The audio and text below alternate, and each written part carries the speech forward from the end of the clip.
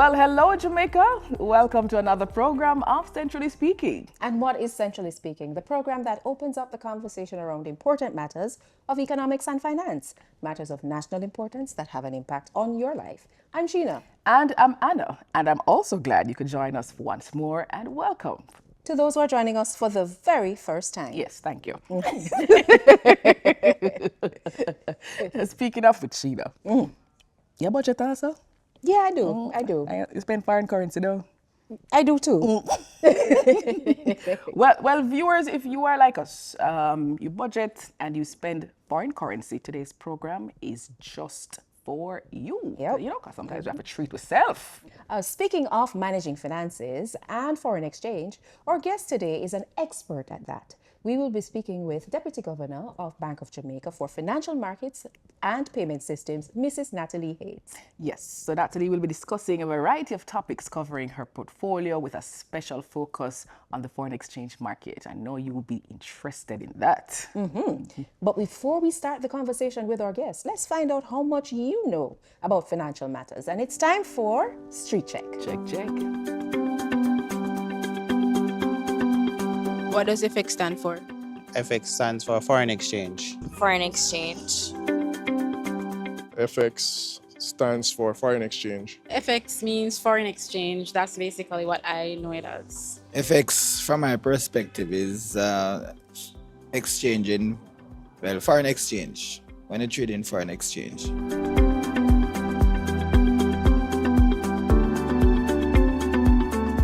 All right, my peeps. Mrs. Say when it comes to money, you know, so when I miss. Foreign exchange is always a hot topic in the public. Yep, so joining us now to speak on the importance of the foreign exchange market is none other than Deputy Governor Natalie Haynes. The returning resident. I think I need an immigrant visa. I don't have for that show here. Jamdex, new money, foreign exchange. Yes, Hey. So Natalie, welcome again to Centrally Speaking. Thank you, Sheena. Thank you, Anna. All right. Happy to be here again. Again. All right. All right, so we heard from the people in the streets in terms of what they think foreign exchange is. We want you to tell us what is foreign exchange and importantly, what is the foreign exchange market? All right, so foreign exchange basically is just another currency, a third currency, apart from the currency used in Jamaica. So we use the Jamaica dollar. So any other foreign currency is foreign exchange, and the exchange of one for another. Okay. And foreign exchange market, as the name suggests, market, is where the buying and selling of foreign exchange takes place, foreign currency. That's the market. Now, in Jamaica, the market comprises many stakeholders. Okay. So you have the earners of foreign exchange who sell foreign exchange to the market. So these are your remittance companies, your hotels, your BPO sector, financial sector. They sell foreign currency to the market. And then you have who we call the end users, the persons who buy. You may need to clear your Amazon cart. You need foreign exchange, you're traveling. You know what's up. I will tell you. And then the intermediaries now that connects the buyers and sellers are who we call the authorized dealers and the cambios. And then sitting all on top of this is Bank of Jamaica in terms of its oversight and to ensure that the market runs properly. All right, so speaking of oversight, some pretty good news, impressive news coming out of the central bank. The foreign exchange reserves are now $6 billion US. 6.3 to be exact. To be exact, I didn't stutter.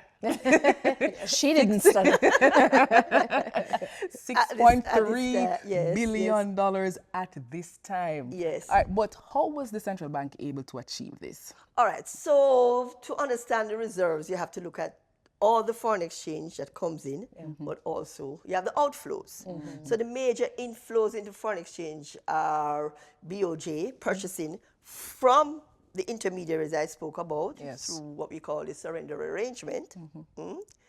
And we also sell in the market when we intervene, right, through BFIXIT. But government is another large player in terms of inflows, multilateral loans from the IMF, but their outflow, the major component is debt payments. Okay. So when you look at it in a net sense, over, like, we started this acceleration since 2024, right?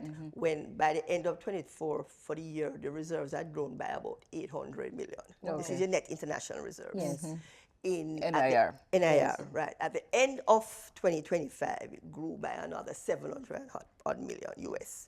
So in a net sense, it would be the BOJ's activities in terms of net purchasing from the market. Why is foreign exchange important for the Jamaican economy? Help our viewers. Many reasons. As I said before, I touched on it. The government needs foreign currency to Debt payments. debt payments in terms of maturities and coupon payments, and so debt payments. We need foreign currency to buy imports. Jamaica is an open economy and import dependent, so you need to pay for the imports. And you need foreign currency for what we call precaution. That's what we use to intervene when the market is not aligned. We intervene. Okay, thank Those you. are the three basic reasons. So far we understand the market, we know who the players are, and we understand where what makes up the NIR. You know, is the net inflows and outflows. And we know that government is the largest user of foreign exchange, especially for debt payments. Sure. All right, so how does the bank then ensure stability in the foreign exchange market? Because this is where people start to tune in and lean to the screen. Natalie, because they say, boy, we don't want the exchange rate to move. So how? But you mentioned exchange rate. Yes. So exchange rate is not the indicator of stability. Right. Unless it's volatility in the exchange rate you're looking at, Right. how quickly it moves up and down. Because we are proponents of two-way movements in the exchange rate. Up You and can have down. an appreciation as well as a depreciation. But it's how quickly it gets to where it is. That's the volatility. Okay. But the other thing, as I say, a market, supply And demand. and demand. Right. So when one outweighs the other, in either case, of course, if supply significantly outweighs demand, it's going to lead to an appreciation in the market. And vice versa, demand outweighs supply, you're going to have a depreciation. BOJ steps in to smooth that out so that the market is basically balanced in terms of supply and demand. So that's how we intervene through our Fix-It operations. Okay. So Natalie, further to that point, tell us exactly how BOJ measures stability in the foreign exchange So market. stability, as I said, is the balance of demand and supply. There's no volatility in terms of how the exchange rate is moving. Okay. And those are some of the other indicators we look at, but I can't tell you all my black box, you know, right? all But right. those are the two major ones Okay. that we look at. So, and when we speak of volatility, just as an example, if today it's 130, it's not supposed to shoot up to 140. In one day, in no, one no. day, and then We said, go back down to no, 125. That is too volatile. Yes. But there's and then why we don't like volatility is that players in the market are unable to plan. Precisely. yes, right. They need to see some amount of stability in order to plan for the future. Thank you so much for those insights, Natalie. We have a lot more questions for you, but we're going to pause just a little bit. But you stay tuned. There's more on Centrally Speaking after this break.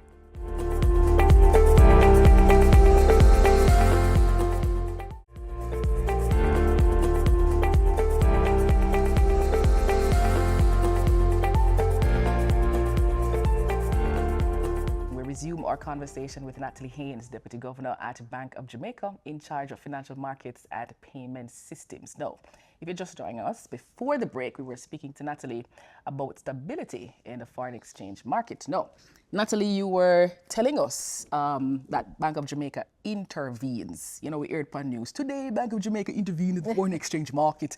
No, so when Bank of Jamaica intervened, what exactly do you do? Yes, you said that you sell to the major players, but what exactly? How would that look? The process, how it looks. You're not forgetting with the All black right. box, but so just I want to just clarify here that Yes. intervention yes. in terms of our policy can Yes. take place on either side. I can buy, Or you can can sell. I can sell Oh, okay. through Fix-It. Right. What The is Bank- Fix-It? Bank of Jamaica Foreign Exchange Intervention Trading Tool. Okay, Yeah, cool. we All right. fix it. Yeah, we fix Mark it. that down in your book. Okay. Yeah. All right. So we can either buy or sell, depends on how we see what is happening in the market. Remember, I also mentioned that we buy on a continuous basis through the surrender arrangements. That's a Okay. separate arrangement. Okay. We buy from the cambios and the authorized dealers through the surrender arrangement. That's separate. So through B-Fix-It, invariably, because we already have foreign currency coming in through the surrender arrangement, and that is steady and stable and constant, what we do is then to see where there are supply gaps, and then we intervene via B-Fix-It to sell to the market. Now we have what we call standard operations and what we call a flash operation. Standard is a pre-announced to say, you know, Bank of Jamaica will come in next month on this day and this day. The flash is more you announce that the day before because we see something happening that we don't want to continue. So we do a flash intervention. All right, so what we do, we intervene through the 10 authorized dealers. You haven't asked me who are authorized dealers. Would you like me to tell you that? Yes, of course. Yes, okay. It was my next that question. was my And next- that's and my- the surrender arrangement. But may I give you a little time? Oh my gosh, we're going to be here for a while. All right, so I'll wait on the question and I won't preempt you. So we intervene through the authorized dealers and a few select cambios, right? About currently eight of the 43 cambios which exist, 43 entities which exist. Yeah. And why we choose 8 is because of their size. They are able to settle electronically with Bank of Jamaica, and they can accommodate the FX, to buy the FX from us, to resell to their customers. So the aim is to sell to them, and they resell to their customers at a specified markup on what they purchase it from us. Right. So it's an auction mechanism. Yes, right. It's an auction. So we determine the volume only on the day. Okay. The auction is operated electronically Yes. through our FX trading platform. Yes. And then we allocate, as in the auction, in terms of from the highest price come down until the amount is fully allocated. Oh. So that is how it is. Oh. So actually, they bid on how much they buy? They bid on the price. Right, and we Okay. have rules, which is publicly, known Yes. to the players. The rules are Right. published. When we publish each day, say we are intervening, we reiterate the rules. So there's a certain percent that each institution can buy, a certain percent of the total that we are offering. So we don't have anybody cornering the market. Oh, okay. Enough things So are going on. yeah, it's very scientific. we have rules. It's not arbitrary. It's very scientific. So there are rules surrounding the auction. Oh, interesting. So to that point, who are the authorized dealers that Bank of Jamaica either offers or buys foreign exchange All right, so the from? authorized dealers are our deposit-taking institutions. Okay. But they are given that status by the Minister of Finance under the Bank of Jamaica Act. They are authorized. The commercial banks. Commercial banks. And credit. Deposit-taking Deposit-taking. institutions. But you know, reviewers. Mainly the commercial banks, Right. but there are others. Credit unions. No. They're not. No. Deposit-taking institutions are your commercial banks, your merchant banks, your building societies. Okay, cool. Now, oftentimes people make reference to the foreign exchange market. We speak also of primary dealers. Does that have anything to do with the foreign exchange market, and who are primary dealers? All right, so the answer is no. Thank you. Primary dealers have nothing to do in terms of intermediation in the foreign exchange market. I would classify a primary dealer on maybe as a customer, either needing foreign exchange to buy, or they have foreign exchange which they sell. Okay. But they are not authorized to trade foreign Okay. exchange. Okay. Who are primary dealers? Primary dealers are licensed securities dealers. They are currently licensed by the FSC. Okay. And the primary dealers are a set of licensed security dealers who are designated by the government of Jamaica and BOJ to be primary dealers. In other words, they operate in the domestic financial markets, the capital markets. So when you see the government have a primary offer of their investment bonds, the primary dealers have first access to that. Okay. Right? So they are designated, but they are licensed and regulated by the FSC. Oh, okay. So that's a distinction.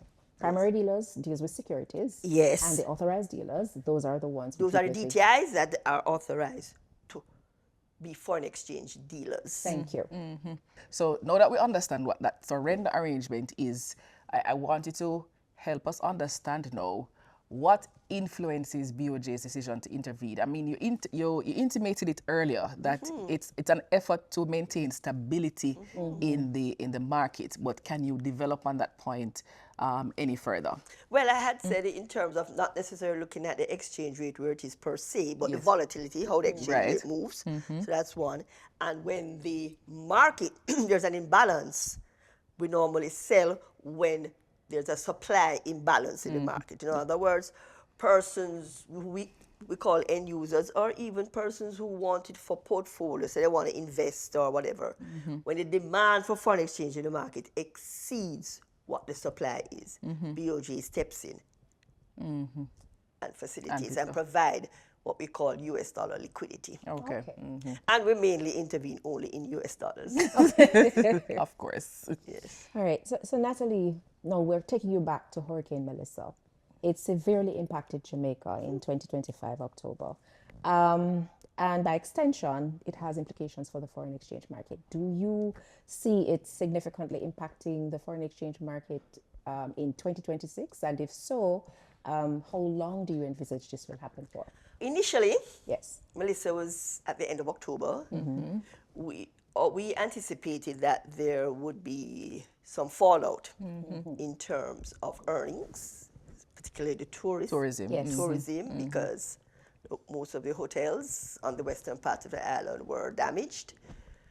And we expected also that imports to facilitate rehabilitation Yes. would go up. So again, that's a demand for foreign Right. exchange. Yes. So we anticipated that, and we had put measures in place to actually deal with the issue before. Okay. occurs. Okay, Yes. good. Bank of Jamaica being its usual proactive Yes, of course. self. Yes. course. So what we did was provided to the market players the same. When I say market players, the authorized dealers and the Authorized handlers, liquidity assurance in US. By what do I mean? We announced beforehand that we would be doing standard, remember I mentioned Pre-announced. standard, pre-announced, we fix it, sales operations. Right. Going in for about, until further advice. That's exactly what we said Right. in early November. That was a notice. And we are still doing that. So the market got that level of comfort Assurance. and assurance that if they required foreign currency, Bank of Jamaica would be there to step in. In addition, major players in the market in terms of in the energy sector, they are large users of foreign exchange. We took some of them out to the market. And what do I mean by that? We sold them directly. Oh, okay. So that I see. impact on the market in terms of market demand, I see. we took them out. Okay. However, I must say, as the data will show, flows did not fall out significantly. Now, balance of payments data is dated, so I can't report on that. The latest BOP data is before Melissa. Right. Right? Okay. So we're looking for after Melissa. So Yes. what we look at is the flows to the foreign exchange market. Yes. And we saw where remittance increased. And that is intuitive because Yes. persons are We're now displaced. sending money to facilitate the families in terms of rebuilding. Tourism was only slightly lower. So maybe the tourists, but remember saying, this is not the BOP, this is funds to the market. Okay. So maybe the tourist sector, the hotel sector had funds there to sell. Yes. So that, we don't see that impact as yet in terms of tourism. The financial sector, there are a lot of flows to the FX market. So flows since Melissa to the end of January have in fact been about 11% higher than the previous year. The same period, yes. So it's not a gloom and doom, Okay. right? That's good to know. And what you find also is going back to exchange rate, which is what many Jamaicans look at. Yes. Yes.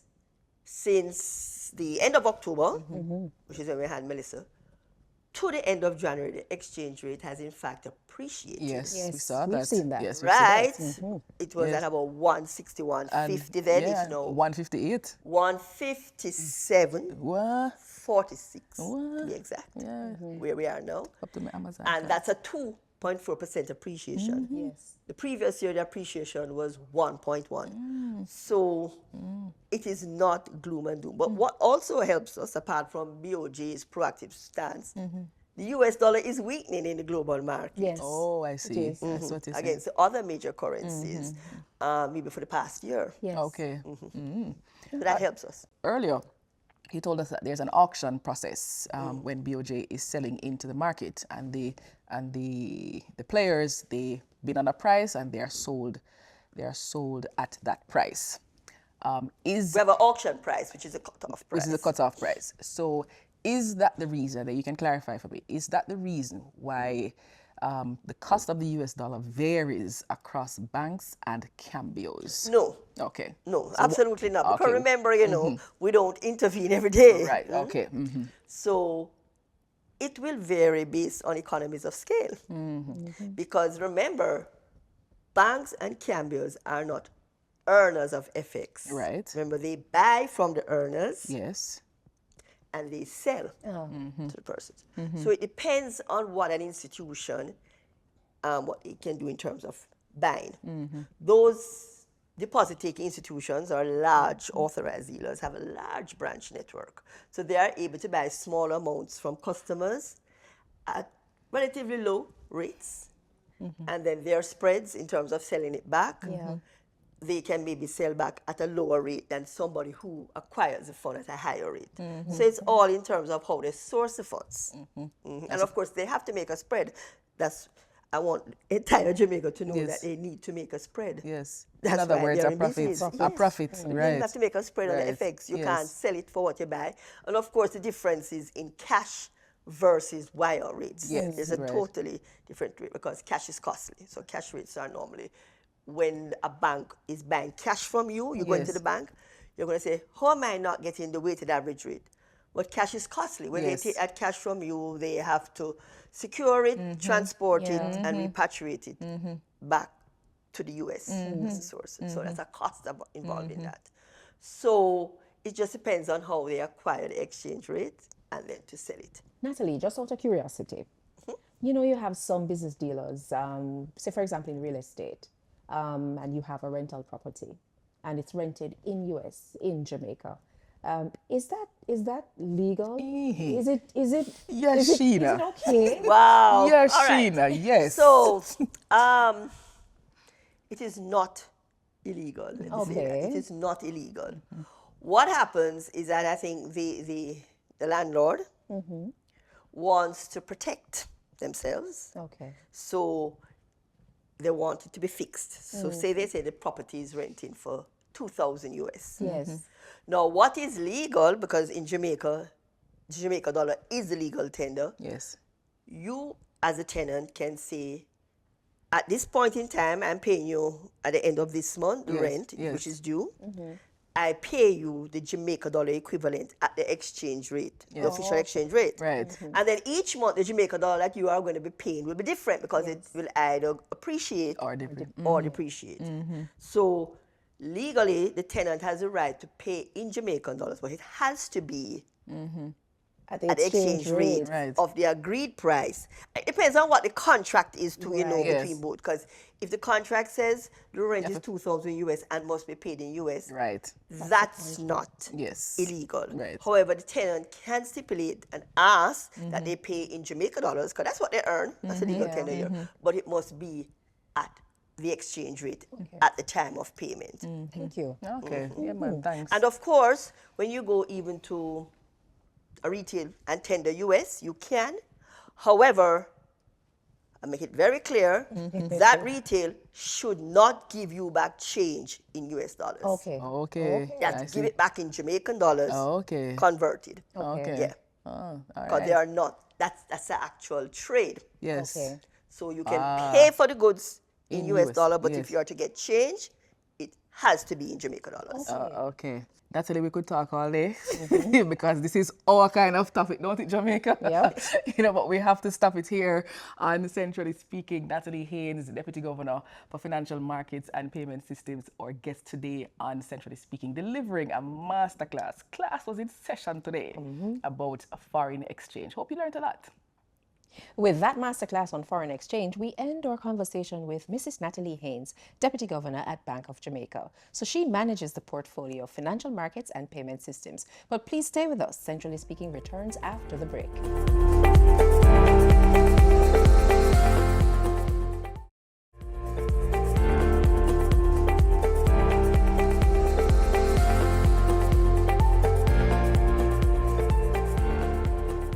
On this episode of Centrally Speaking, we spoke with Deputy Governor Natalie Haynes. She gave us a masterclass on foreign exchange. Here are the main points from the discussion.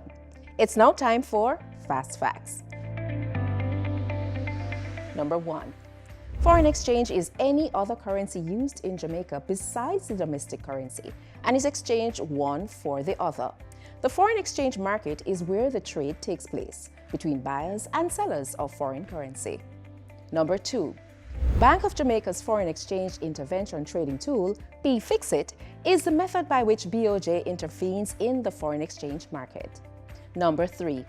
The Net International Reserves, or NIR, is used to fund government payments and intervention in the foreign exchange market. Number 4. BOJ intervenes in the foreign exchange market in two ways: standard operation and flash operation. The standard operation is pre-announced and the latter is announced on the morning of the intervention. Number 5.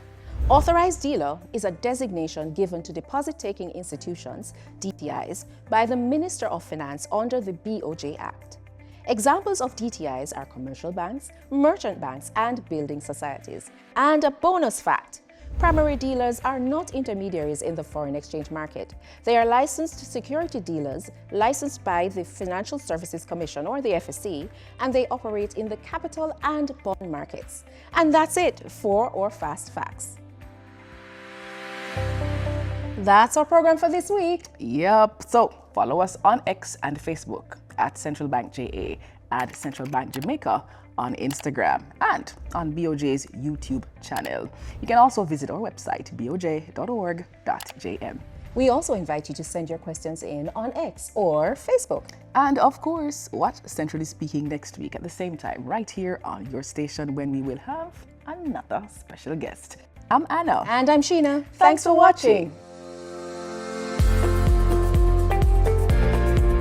Centrally Speaking is a production of Bank of Jamaica.